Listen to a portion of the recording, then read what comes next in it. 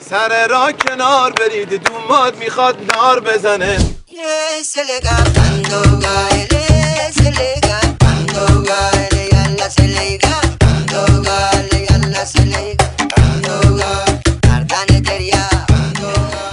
اون تازه است.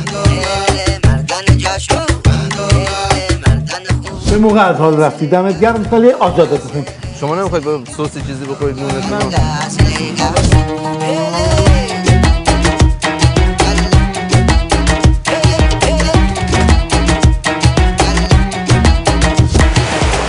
جمع کنه دیگه، عجله باید بکنیم، وقت نداریم.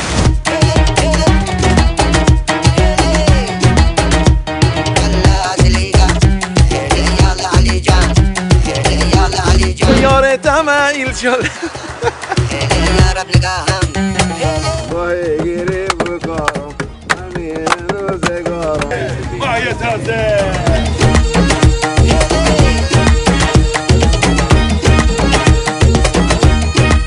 من کامران تفتیم و اینجا جزیره هرمزه. قرار میزبان 18 تا آدم خفن باحال باشم توی مسابقه. سرزده میایم به خونتون.